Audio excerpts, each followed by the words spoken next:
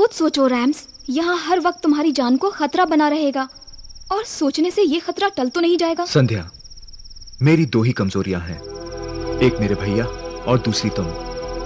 अगर भैया को कुछ हुआ तो मैं किसी को जिंदा नहीं छोड़ूंगा, और अगर तुम मुझसे दूर हो गई तो मैं खुद को भी मार डालूंगा। अरे परसों जो तुमने धोती पहनी थी ना, कसम से क्या लग रहे थे तुम। सुपर रैम्स, बिल्कुल दूल्हे जैसे दिख रहे थे। ये प्यारी बातें सुनकर मैं सारी परेशानियां भूल जाता हूँ, सुकून मिलता है मुझे, इसीलिए तो तुमसे प्यार करता हूँ। सच में? कितना प्यार करते हो बता मुझे।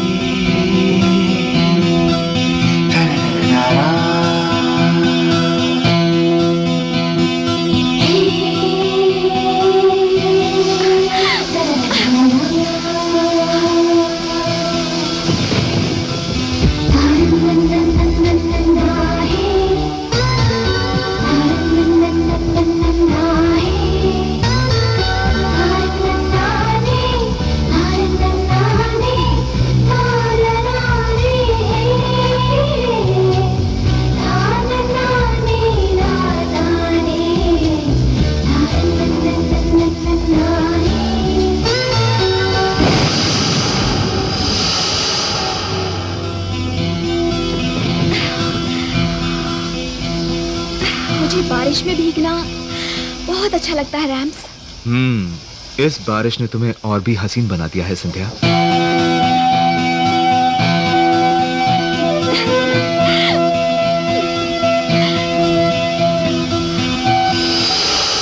अरे अलग क्यों हो गए तुम लोग? फिर से वही पोज दो, बिल्कुल फेविकॉल की जोड़ की तरह। ये पोज चलेगा?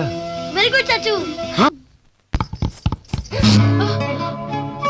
ऐसी ड्रेस पहनोगी तो प्रॉब्लम तो होगी ही। हाँ, लहंगा चोली पहनोगी तो प्रॉब्लम भी नहीं होगी और सुंदर भी लगोगी। आपकी हिफाजत मेरा कर्तव्य है। मेरी जान को कोई खतरा नहीं है, अगर कभी जरूरत पड़ भी गई तो मैं अपनी हिफाजत खुद कर सकता हूँ। ये मत कहिए, कलेक्टर ऑफिस से लौटते वक्त आप पर जो हमला हुआ था तब आपको कुछ हो जाता तो? हम पर हमला हुआ था? ये क्या कह रहे हैं राम? अब मुझे क्या पता, छोड़िए ना इन बातों को। क्या होगा?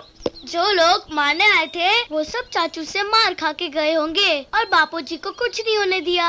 उसके बाद आपने कहा होगा, अरे बदमाश, तू मेरी नकल उतारता है। सुनो राम, मुझे बताओ उस दिन क्या हुआ था। मैं इसे अंदर छोड़कर आता। देखो राम, सॉरी भैया, सुमा कई दिनों से फिल्म देखने की जिद कर रही है तो हम सब जा रहे हैं। मैं मिलता हूँ प्रसाद। हाँ ओके, मैं मानता हूँ कि आप अपनी हिफाजत खुद कर सकते हैं, लेकिन आपकी हिफाजत करना मेरा भी फर्ज है, इसलिए सिक्योरिटी का इंतजाम मुझे करने दीजिए प्लीज। संध्या जल्दी आओ, देर मत करो। सुमा टाइम हो गया, जल्दी करो। कितना चिल्लाते हैं तुम्हारे भैया। देखा अरे अगले साल आओगी क्या? पहले मैं। नहीं मैं। चलो फिल्म स्टार्ट हो जाएगी। रैम्स, पहले मैं आई। चलो जल्दी।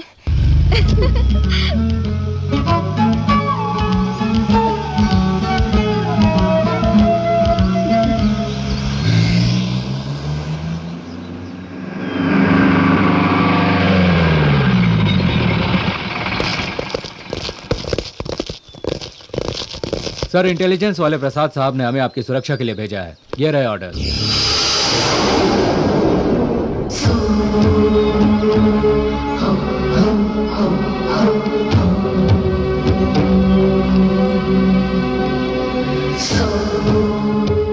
इंसाफ उल्टा हो गया था, आप उसकी हिफाजत कीजिए। ध्यान रहे, मुझे सुरक्षा की जरूरत नहीं है, फिर भी आप अपनी ड्यूटी कीजिए। Okay sir. अरे यार, भैया से जान बचाने के चक्कर में मैं कहाँ आकर फंस गया। चलो घर चलते हैं। रुको ना, इंटरवल के बाद फिल्म बहुत अच्छी है। रघु ने बताया कि सेकंड हाफ बहुत अच्छा है। क्या ख्याल है? ठीक है।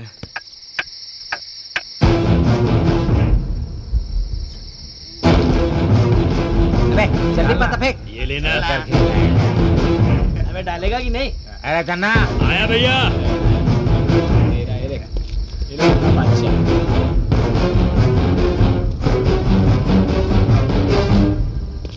क्या पकाऊ फिल्म है यार। चलो घर चलते हैं, चलो।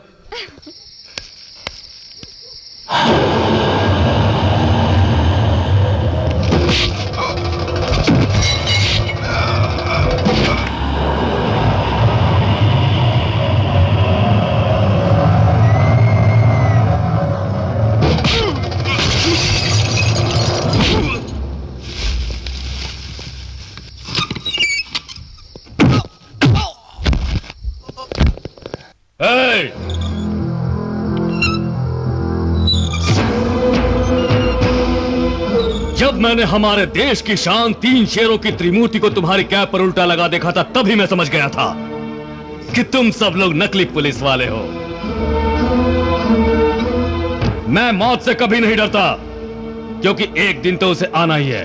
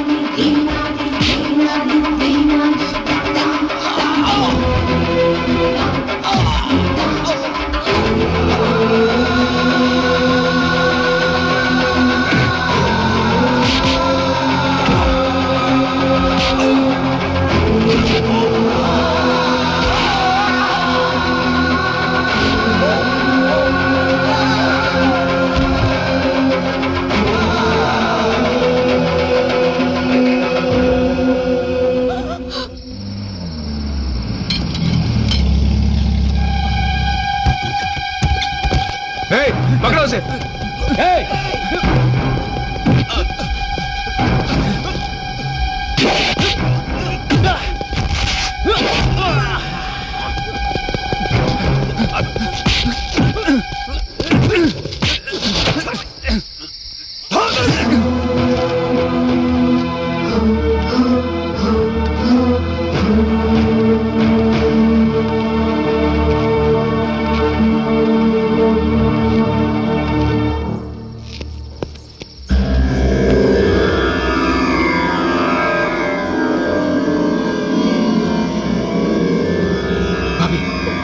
दीदी क्या हुआ? भाभी भाभी भाभी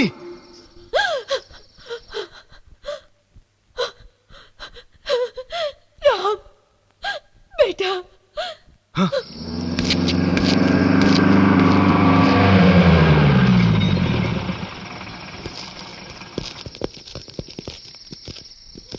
राणा जी, मुझे दिख रहा है यहाँ क्या हुआ होगा, पर हमें कानून का फर्ज पूरा करना होगा। जो होना था वो हो चुका, अब शिकायत करने से कोई फायदा नहीं होने वाला। आप अपनी ड्यूटी पूरी कीजिए और जाइए यहाँ से। भगवान का शुक्र है कि वो बच गए, पर आगे उन्हें कुछ हो गया तो मेरे बच्चे और मेरा क्या होगा?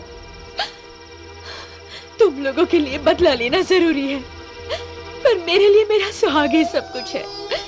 कब तक हम मौत के साए में जिएंगे? कब तक नफरत की ये दीवार खून से सींची जाती रहेगी? मेरी हिम्मत टूट चुकी है, अब मैं यहाँ नहीं रह सकती। तुम्हें अपना बेटा माना है, इसलिए तुम्हें कह रही हूँ, हम कहीं और चले जाएंगे और चैन की सांस लेंगे। तुम अपने भैया को समझाओ। लक्ष्मी, तुम मेरे भाई को बुज़दिल बना रही हो। भगवत गीता में लिखा है कि लड़ने के लिए हिम्मत चाहिए, बुज़दिली नहीं। ये लड़ाई हमारे जन्म से पहले शुरू हुई थी और मरने के बाद ही खत्म होगी। ये सब तुम्हारी गलती का नतीजा है राम। उन्हें उसी दिन खत्म कर देना चाहिए था। रघु की वजह से उन्हें छोड़ दिया तो आज हमारे सर पर चढ़ रहे हैं वो। हमें कायर और कमजोर समझकर मुझे मारने के लिए उसने अपने आदमी भेज दिए। वैसे इन बातों से तुम्हें क्या लेना देना? तुम में से जिसे अपनी जान प्यारी है वो ये गांव छोड़कर जा सकता है, लेकिन मैं इसी घर में रहूंगा, क्योंकि मेरा ये घर हर पल मुझे अपनी माँ की याद दिलाता रहता है। ये बताओ, कोई अगर मुझे भला बुरा कहेगा तो क्या तुम उसे सुन सकते हो? नहीं ना। मेरी आंखों के सामने उन्होंने माँ का सर काट दिया, जो आज तक मुझे नहीं मिला है। बिना सर के ही मैंने माँ का अंतिम संस्कार किया। उस वक्त क्या गुजरी होगी मेरे दिल पर, जरा सोच कर देखो मेरे भाई। अगर वो हमें रखेल का बेटा कहेंगे तो हम चुप रहेंगे क्या? आखिर हम भी मर्द हैं राम। हिंसा मैंने पैदा नहीं की, हिंसा ने मुझे पैदा किया है। ये इंसाफ की आग है, इसे लगातार जलते रहने दो, वरना हम जलकर राख हो जाएंगे। अगर दोनों गांवों के बीच खून खराबा खत्म करना है तो इन दोनों गांवों को एक करना पड़ेगा, नहीं तो दोनों में से किसी एक न एक को मिटना पड़ेगा। मैं अपनी तरफ से पहल नहीं करूंगा, लेकिन अगर उन्होंने हमला किया तो मैं खामोश नहीं बैठने वाला हूँ। ईंट से ईंट बजा दूंगा। हमारी जान जाए तो परिवार का नुकसान होगा, और अगर भाग गए तो सारे गांव वालों का नुकसान होगा। तो इनसे कह दो कि अब ये रोना धोना छोड़ दें। इंस्पेक्टर साहब, ये सभी अनाथ लगते हैं, इनका अंतिम संस्कार करवाइए, सारा खर्चा मैं देता हूँ। क्या कह रहे हो? पर ये सब तो आप ही के आदमी हैं। हमारे आदमी? हाँ, ये पीटर, नरसिम्हा, कृष्णा, नंदू। तेरा नाम क्या है बेटा? पीटर। नरसिंह, कृष्णा, नंदू, ये सब तो सामने है। आपको कोई गलतफहमी हुई है। अब बाप रे, कितनी बदबू है, हटवाइए इन्हें, बीमारी फैल जाएगी।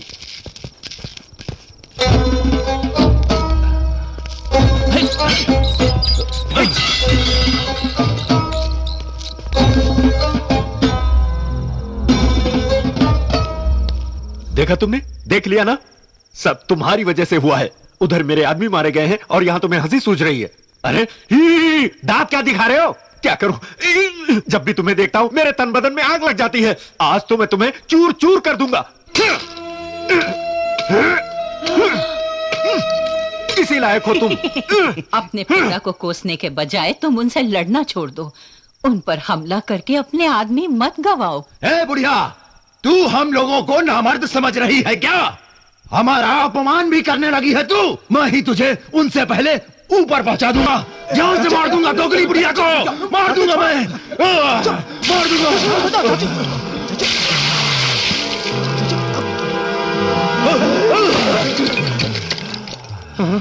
ये क्या कर रही हो? राम नाम छोड़कर बकवास जपने लगती हो। इसकी कमजोरी जानती हो फिर भी भड़काती हो इसे। अरे मेरा छोटू, सर पर चोट लग गई। अरे डॉक्टर को बुलाओ रे, जल्दी करो।